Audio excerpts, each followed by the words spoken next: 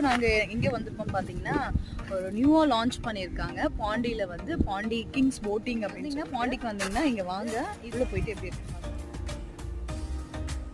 அரிக்கமேடு தென் river மவுத். இந்த அரிக்கமேடுல ஒரு special என்ன சொல்றாங்கன்னா, பொன்னியின் செல்வனோட ஷூட்டிங் ஸ்பாட்லவே போட்ஸ் தான் இருந்துச்சு, கம்ப்ளீட் போட்ஸ் எல்லாமே.